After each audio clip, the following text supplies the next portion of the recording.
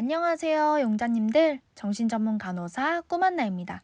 이번 영상은 우울한 사람들을 위해 정신건강 상담 플랫폼 이웃집 블루와 함께하는 찍찍 선생님이 준비한 우울증의 6가지 유형입니다. Here we go!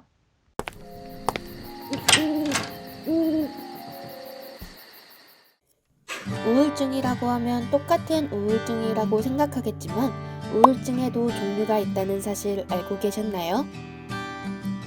의학적인 진단 기준에서 분류하는 우울증의 유형은 무려 6가지나 된답니다. 이번 영상에서 총 6가지의 우울증을 낱낱이 파헤쳐보는 시간을 가질 예정이니 저를 믿고 따라와 주세요. 1번 주요 우울장애 34세 여성 A씨는 6개월 전 이직을 위해 다른 지역으로 이사를 오게 되었다. 이후 고등학교, 대학교 친구들과 멀어져 혼자서 우울한 상태로 지내왔다. 3개월 전부터 이유 없이 매사에 의욕이 떨어지고 평소 좋아하던 요리에도 관심이 줄어들었다. 식욕 또한 줄어들어 하루에 한 끼만 먹었다. 이직한 회사에서는 새로운 사람들과 관계를 맺지 못하고 늘 침울한 표정으로 혼자 다니기 일쑤였다. 2주 전부터는 회사 업무에 집중이 되지 않아 기한 내에 프로젝트를 마치지 못했고 결국 상사에게 꾸중을 듣게 되었다. 주요 우울장애는 우리가 일반적으로 우울증이라고 부르는 질병이에요. 지난 영상에서 우울증 자가진단에 도움이 되는 체크리스트를 소개해드렸으니 혹시 궁금하다면 지난 영상을 참고해주세요.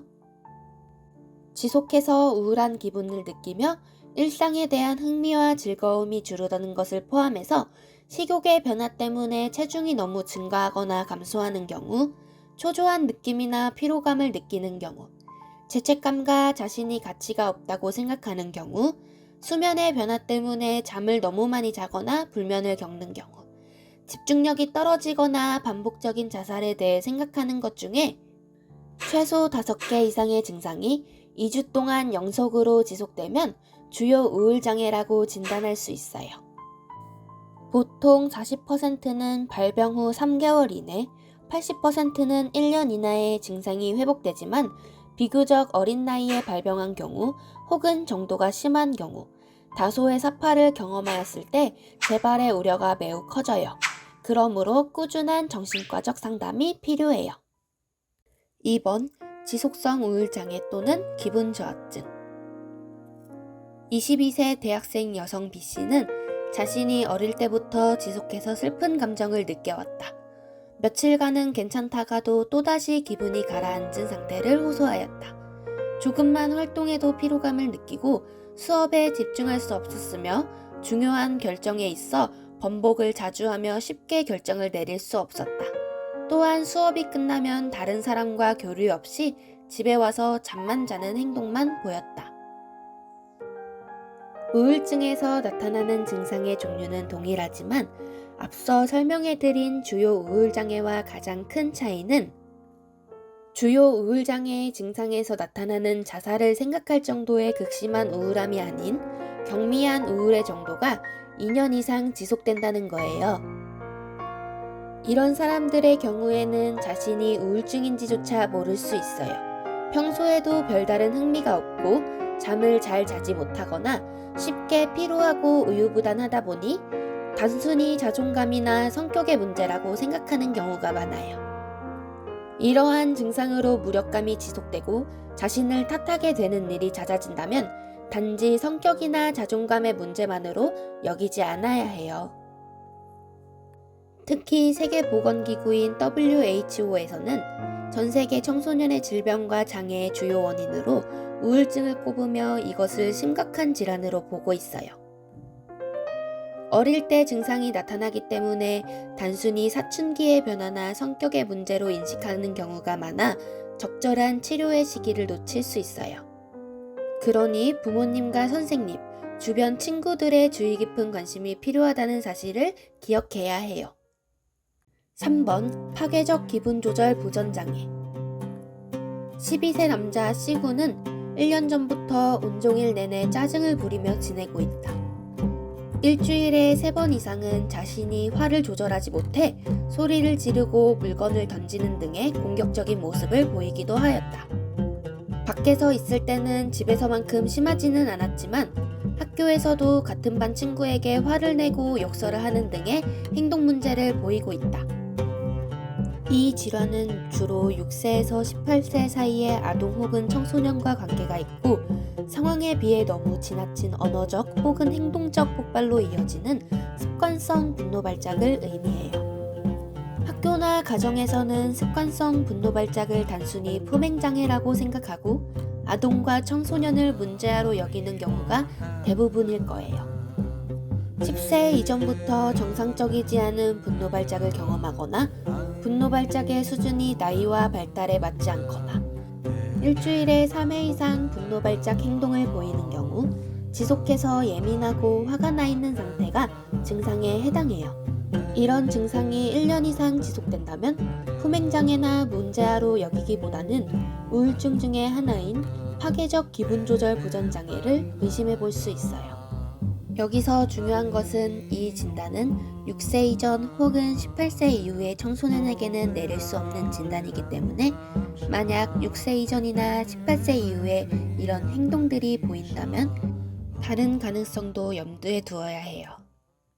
4번 월경전 불쾌감 장애 26세 여성 D씨는 1년에 8회 이상 월경을 하기 일주일 전부터 불안, 우울 등의 기분을 호소하고 남자친구에게 예민하게 반응하며 짜증을 내고 화를 내는 등의 행동을 보여왔다. 식욕도 증가하여 폭식하는 것은 기본이고 하루에 10시간 이상을 수면하는 등의 과다 수면 증상을 보이기도 했다. 일하면서도 피곤함과 무기력을 느껴 일에 집중할 수가 없었고 그로 인해 일의 효율이 떨어지기 시작했다. 이렇게 자기 행동과 감정을 통제할 수 없게 되자 직장에서도 D씨의 평판은 좋지 않았고 남자친구와의 관계도 소원해졌다. 이러한 일이 자꾸 반복되자 D씨는 그저 호르몬 변화 때문에 예민한 수준이 아닌 것 같아 전문가의 도움을 받기로 마음을 먹었다. 월경 전 불쾌감 장애는 월경 시작 일주일 전부터 월경 기간 동안 증상이 나타나요. 월경이 끝난 이후에는 증상이 감소하거나 사라지는 상황에 해당이 돼요. 특정 기간 불안정한 기분, 예민하거나 분노로 인해 대인관계의 갈등을 겪고 있는 경우, 우울한 기분, 절망감, 자기 비난적 생각, 불안 혹은 긴장을 느끼는 경우가 한 가지 있으면서 추가로 일상생활에서 흥미가 떨어지고 집중력이 감소하는 느낌이 들며 피곤하고 무기력한 느낌, 식욕의 변화와 수면의 변화, 자제력을 잃은 것 같은 느낌과 신체적인 증상이 한 가지 이상 동반될 때 의심해 볼 수 있어요. 호르몬의 변화로 기분이 변화하는 것은 매우 자연스러운 생리적인 반응이라고 생각할 수도 있겠지만 그 정도가 너무 심해서 직업이나 사회적으로 부정적인 영향을 미칠 때는 혹시나도 월경전 불쾌감 장애는 아닐지 생각해 봐야 해요. 매달 우울증이나 심한 불안 수준의 고통이 따르고 있다면 또는 월경으로 동반되는 신체적인 변화뿐만 아니라 정신적인 고통으로 인한 부정적인 경험이나 트라우마가 있는 경우에는 심리적인 우울과 불안 증상이 더 심해질 수 있기 때문에 적절한 시기에 반드시 치료를 받아야 해요. 5번 물질 또는 약물로 유발된 우울장애 45세 남성 E씨의 직업은 중소기업 사업가로 약 1년 전부터 많은 변화를 겪기 시작했다. 사회생활이란 이유로 주 4회 이상 술을 마시기 시작했으며 집에 귀가하는 시간도 많이 늦어지게 되었다. 평소 주말에 자식들과 공원에서 공놀이하기를 좋아하던 E씨는 평일은 물론 주말에도 모든 일에 대해 흥미나 즐거움 등을 느끼지 못하고 불면에 시달리게 되었으며 주변 동료들에겐 직장의 스트레스에 관해 이야기하며 무기력감과 우울감을 호소하였다. 그러던 도중 약 6개월 전부터 코카인과 음주를 지속해서 매일 접하게 되며 그의 삶은 점점 더 망가져만 갔다. 정신과 내원시 E씨는 내가 우울할 때 술을 마시고 코카인을 하게 되면 우울한 기분이 사라져요. 편안한 기분이 들고 일할 때는 의외로 집중력이 올라가기도 해요. 라고 이야기했다. 물질이나 약물로도 우울증이 유발된다는 것을 알고 계셨나요? 대표적으로 알코올, 펜시클리딘, 환각제, 흡입제, 앞편계 약물이나 물질, 다른 약물들의 오남용, 암페타민 또는 기타 자극제, 코카인, 기타 물질들에 의해 우울증이 유발될 수 있어요. 이 우울증은 물질 또는 약물에 중독된 상태에서 발생하는 것인지 아니면 금단 상태에서 나타나는 것인지 세부적으로 파악한 후에 진단을 내릴 수 있어요. 대부분 물질에 따라 우울한 감정이나 다른 증상들이 해소되고 극에 달하면 황홀감을 느끼는 경우가 있으므로 점점 더 물질에 의존하게 된답니다. 물질 중독이나 금단 직후에 우울한 증상이 나타나게 되는데 물질 중독과 우울증의 증상이 무한 루프가 되어 반복되다 보니 치료를 하는데도 어려움이 발생해요. 제가 정신과 간호사로 근무할 때 우울하거나 불안한 경우 물질 혹은 약물을 찾는 사람들을 많이 보았는데요. 많은 사람이 정신과 약 자체에 중독 성분이 포함되어 있다고 잘못 이해하기도 하더라고요. 제가 앞서 언급했던 약이나 물질들 자체가 중독 성분을 가지고 있는 것들도 있지만 약 자체에 중독 성분이 있기보다는 심리적 의존에 의한 부분들이 생길 수 있어요. 정신과 진단에 따라 처방받은 약을 올바른 방법으로 복용하지 않고 오남용할 때도 해당해요. 중독 성분을 가진 물질들은 우울을 완화하는 것 같지만 오히려 불안과 우울 증세를 악화시킬 뿐만 아니라 치료제나 피난처가 될 수 없으므로 물질에 의존하기보다는 적절한 상담과 치료를 병행하는 것이 필요하며 모든 약물을 오남용하지 않는 것이 중요해요. 6번 기타 분류되지 않은 일반적 의학 상태로 인한 우울장애. 35세 여성 F씨는 5년 전 유방암으로 인해 왼쪽 유방절제술을 받고 항암 치료를 병행하며 완치 판정을 받았다. 그녀는 치료 기간 내내 우울감과 무력감을 호소하며 자신의 인생은 모두 끝이 났다며 절망감을 호소하기도 하였다. 차라리 치료받지 않고 자신이 죽었으면 좋겠다고 생각하기도 했으며 항상 모든 일에 대해 불안감을 호소하였다. 또한 사회적으로도 위축되어 타인을 만나기 싫다는 생각에 집에만 있고 타인과의 교류가 전혀 없었다. 완치 판정을 받은 후 F씨는 유방암 진단 전의 생활로 돌아가기 위해 노력하고 있던 와중 약 6개월 전 추적 관찰 도중 남은 오른쪽 유방에도 전이가 되었다는 사실을 발견하였고 5년 전에 자신이 받았던 치료 과정을 다시 반복하여 받고 있는 상태였다. 그녀는 이전보다 무기력감과 우울감의 증상이 더욱 심해졌으며 날마다 자살을 생각하며 실제로 구체적인 자살 계획까지 세우는 등의 행동을 보이고 있다. 이 진단명은 정신과가 아닌 다른 의학적 상태로 인해 우울증이 발생한 경우를 말해요. 지속해서 우울한 기분이나 모든 일상생활에 대해 흥미가 떨어지면서 의학적인 상태가 직접적인 원인이 될 경우 신체 검진이나 검사 소견이 있을 때 다른 정신질환으로 설명이 되지 않는 경우 우울증의 증상이 선망을 앓고 있을 때 발생하지 않고 사회적, 직업적으로 고통이나 손상을 초래할 때 진단될 수 있어요. 제 주변에도 다양한 사람들이 내과적이거나 혹은 신경과 질환을 겪으면서 우울감을 표현하기도 해요. 이런 어린 나이에 내가 왜 굳이 이런 병을 걸려야 하나? 왜 나에게만 이런 일이 생기는 걸까? 라며 부정적인 생각을 말하고는 하는데요.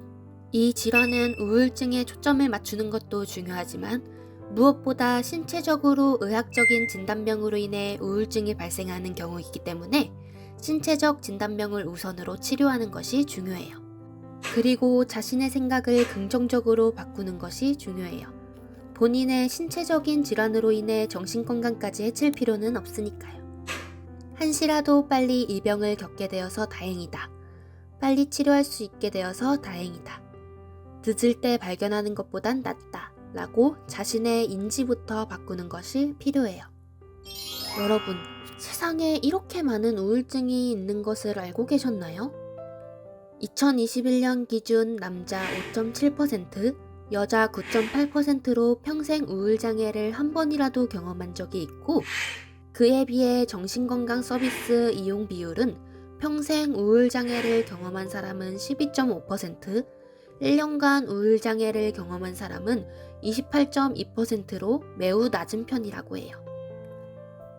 우울증은 시간이 지나는 대로 놔둔다고 해서 저절로 나아지는 것이 아니기 때문에 주변 가까운 사람에게 도움을 청하거나 저와 같은 의료적인 지식을 갖춘 전문가와 상담해 보는 것이 좋아요. 이 영상을 참고하여 정신과 병원에서 정확한 진단 아래 치료를 시작하는 것도 좋은 방법이에요.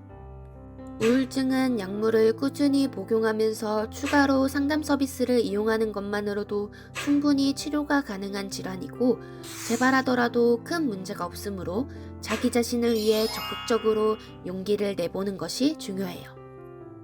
저는 정신과 간호사로서 여러분들에게 잘못된 정보와 상식은 바로잡고 정확한 정보를 제공해드리며 여러분들에게 편안한 휴식처가 되어드리고 싶어요. 마음이 힘들 때, 누군가에게 위로받고 싶을 때, 누군가에게 나의 이야기를 하고 싶은데 망설이고 있을 때는 이웃집 블루와 함께하는 짹짹이를 찾아주세요. 오늘은 우울증의 유형과 진단 기준을 소개해드렸어요.